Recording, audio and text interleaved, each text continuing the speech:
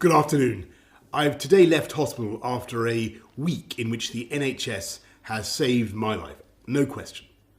It's hard to find words to express my debt, but before I come to that, I want to thank everyone in the entire UK for the effort and the sacrifice you have made and are making. When the sun is out and the kids are at home, when the whole natural world seems at its loveliest and the outdoors is so inviting, I can only imagine how tough it has been to follow the rules on social distancing. I thank you because so many millions and millions of people across this country have been doing the right thing. Millions going through the hardship of self-isolation, faithfully, patiently, and with thought and care for others as well as for themselves. I want you to know that this Easter Sunday, I do believe that your efforts are worth it and are daily proving their worth. Because although we mourn every day those who are taken from us in such numbers, and though the struggle is by no means over, we are now making progress in this incredible national battle against coronavirus. A fight we never picked against an enemy we still don't entirely understand. We're making progress in this national battle because the British public formed a human shield around this country's greatest national asset, our National Health Service. We understood and we decided that if together we could keep our NHS safe, if we could stop our NHS from being overwhelmed, then we could not be beaten, and this country would rise together and overcome this challenge as we have overcome so many challenges in the past. In the last 7 days, I have, of course, seen the pressure that the NHS is under.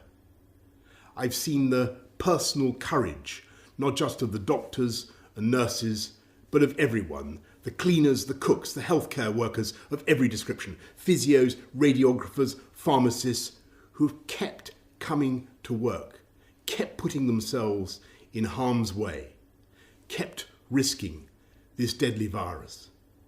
It is thanks to that courage, that devotion, that duty, and that love that our NHS has been unbeatable.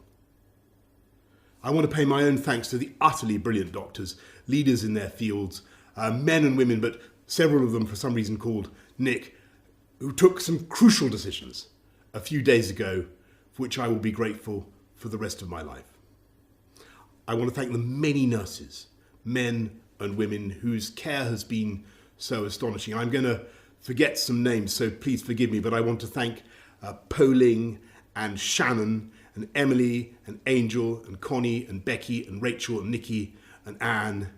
And I hope they won't mind if I mention in particular 2 nurses who stood by my bedside for 48 hours when things could have gone either way. They're Jenny from New Zealand, Invercargill on the South Island to be exact, and Luis from Portugal near Porto.